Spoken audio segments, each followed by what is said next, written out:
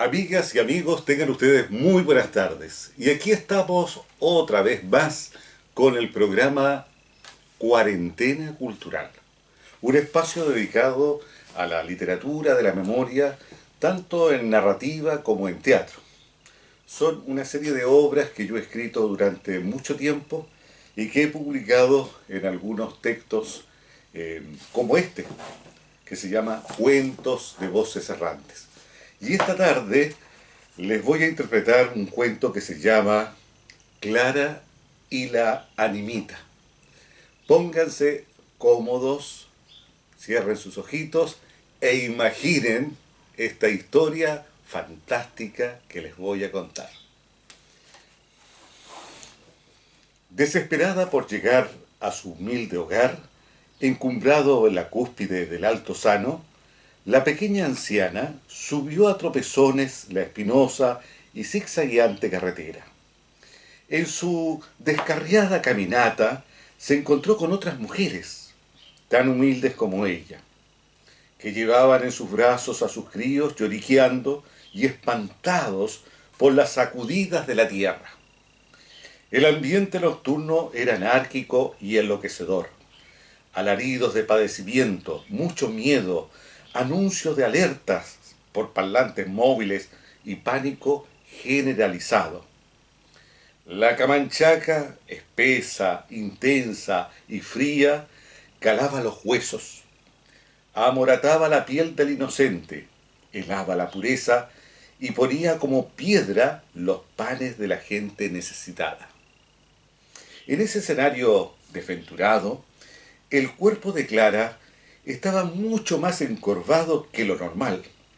Sus facciones angulosas y su piel agrietada y pálida era casi ver a la muerte. No tenía ni un solo atisbo de color.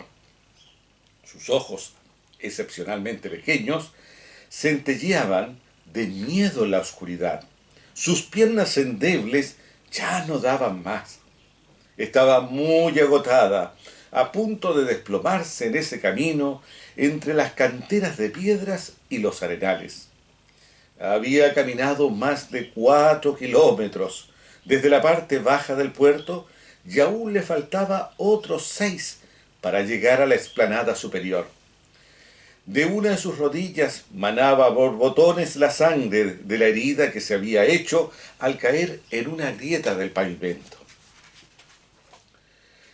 Las gigantescas piedras que estaban tiradas en la carretera impedían a los aterrorizados pobladores huir con mayor rapidez. Es más, en un momento la longeva mujer se vio obligada a aceptar la ayuda de un fornido hombre, quien la tomó de la cintura y la alzó por los aires, como un saco de algodón, hasta dejarla al otro lado de un peñasco que franqueaba el paso. Al instante de superar el atasco, escuchó la voz trémula de una joven que le ofreció agua que beber. La abuela, después de agradecer la ayuda con unas palabras concisas, se sentó extenuada sobre un risco. Allí se quedó sumergida en sus miedos y mortificaciones, sin pronunciar ni una sola sílaba durante 10 minutos por lo menos. En tanto la gente pasaba por su lado en una carrera desaforada, sin percatarse siquiera de su existencia.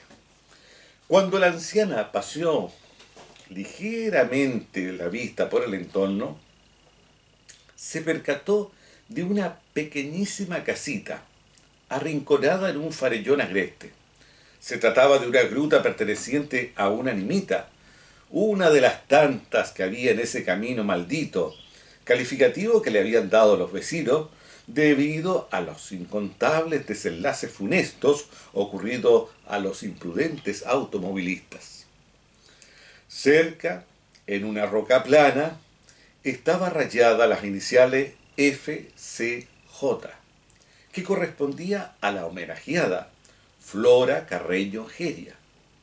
Un sinnúmero de remolinos de viento, flores de latas y velas, y en algunos casos de gran tamaño, se encontraba en el sitio consagrado popularmente a su memoria. La mayoría estaban amarrados en algunas rocas salientes. Todas rotaban alocadamente en cada soplo de viento, llenando de ánimos y colores el lugar. Cientos de adornos, ofrendas y regalos la rodeaban, aparte de las tradicionales placas de agradecimiento y peticiones de favores solicitadas en papelitos doblados o en inscripciones. Era la única parte que lucía sin daño en cierto orden en medio del caótico terreno. Flora fue una joven que falleció en el paraje cuando junto a su novio se trasladaban con la finalidad de repartir las invitaciones para su matrimonio. Debido al exceso de velocidad, el muchacho perdió la estabilidad de su moto y chocó de frente contra el cerro. La joven agonizó en los brazos de su amado, ileso, por más de 15 minutos, dejando de existir finalmente. Su trágica muerte, su juventud y la violencia del suceso hicieron de ella un mito.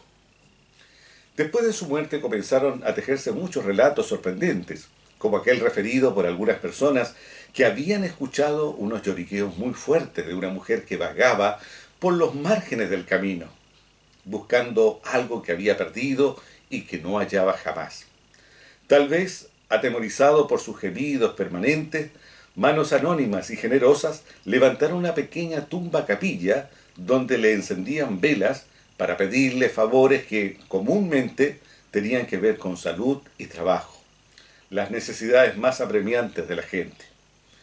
Muchos vecinos decían que la habían visto deambular, sin provocarles ya miedo, pues pensaban que ella los cuidaba, aparte de ser muy milagrosa. Es un alma en pena y hay que dejarle algún presente, decía uno.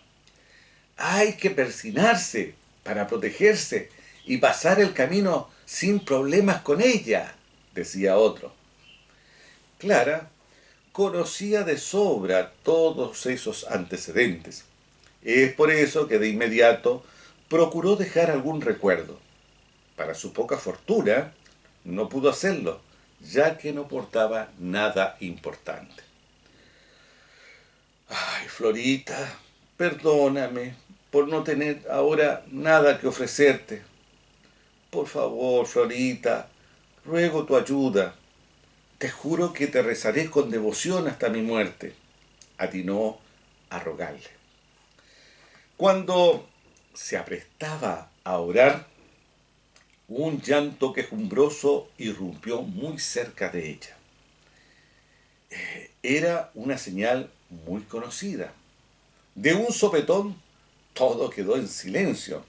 Después, el gemido volvió con más ímpetu. Así se repitió una, dos, tres veces, subiendo y bajando su intensidad. Ante lo cual la anciana se puso en alerta y en tensión. Estaba a punto de levantarse para retirarse cuando apareció, sin decir agua va, un espectro femenino, delicado y frágil.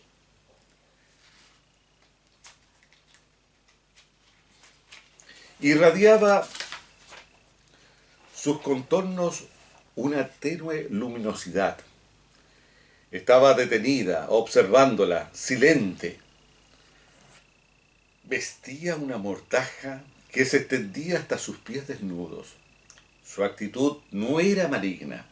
Parecía la estatua de una santa de yeso, de expresión seráfica, igual que aquellas que están en cualquier iglesia. Poco después, la figura elevó su mano y dibujó un círculo imaginario que quedó reflejado en el suelo, abarcando la capillita y el área donde se encontraba la anciana. Seguidamente alzó los brazos hacia el cielo y entonó una letanía mística en una lengua que no era humana. Un pájaro celestial cruzó los aires.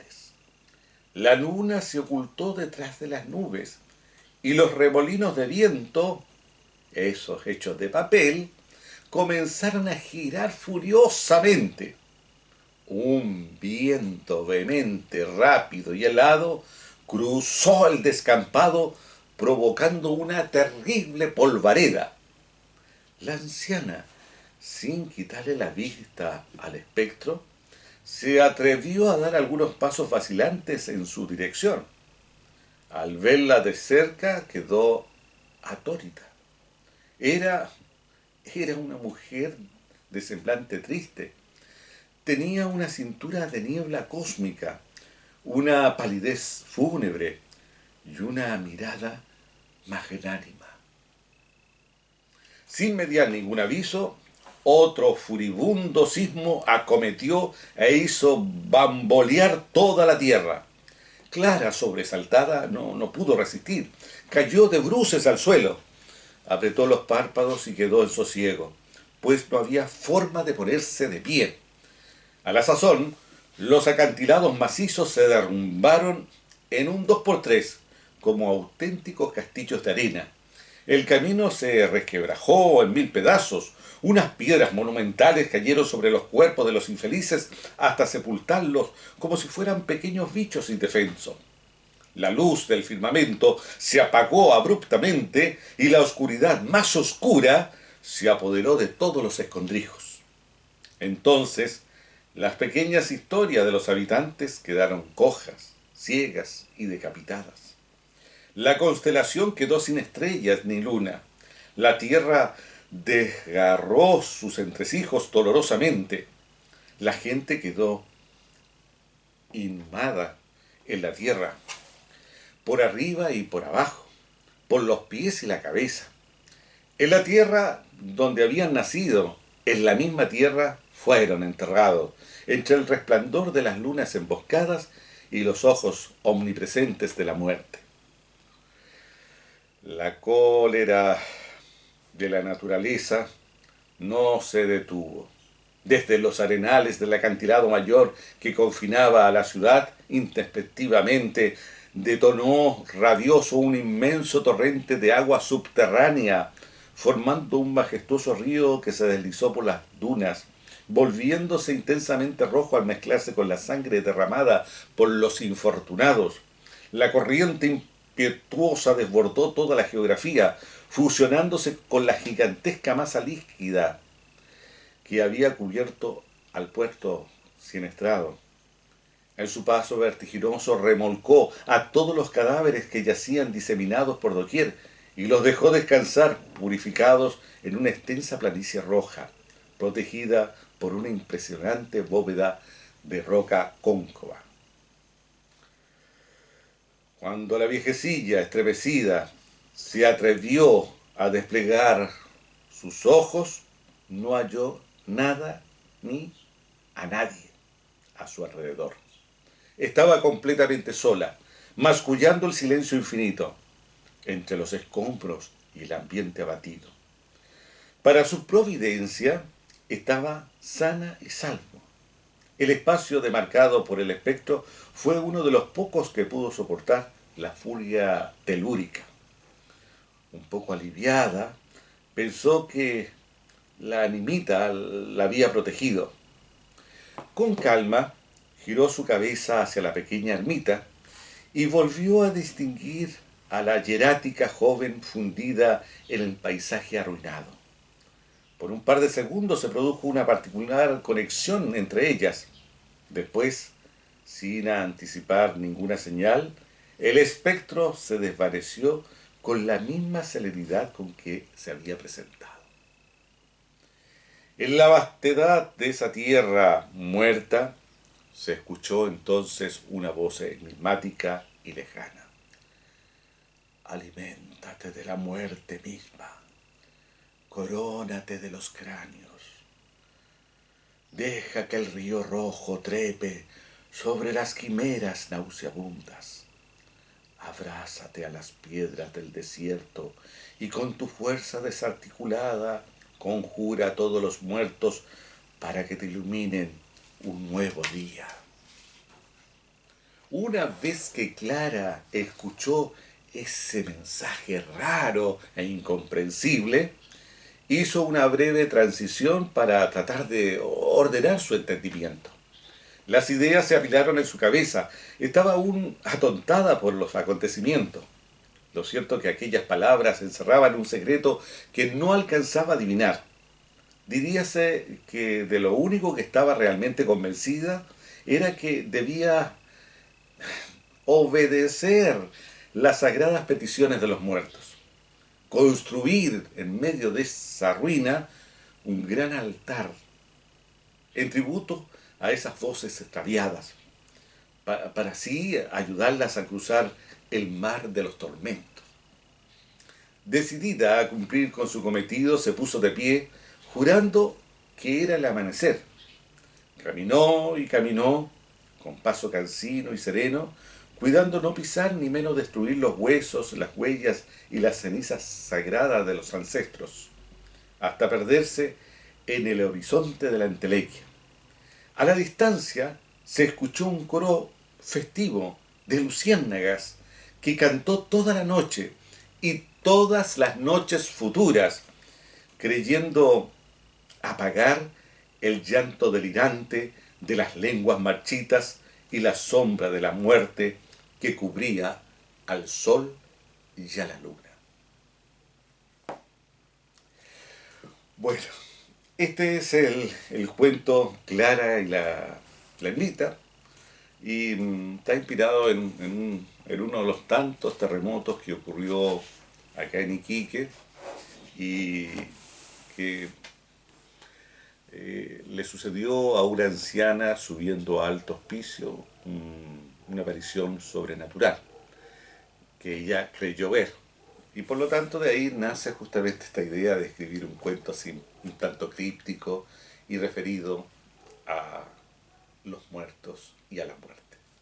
Espero que le haya entretenido, sirve para reflexionar también la historia, y yo estaré nuevamente con ustedes mañana en este mismo canal de Facebook, y también si gustan revisar toda mi literatura y todas las actividades teatrales mías, pueden entrar al canal de YouTube, colocar Iván Perapinto y ahí podrán revisar todo el material. Hasta siempre, amigas y amigos.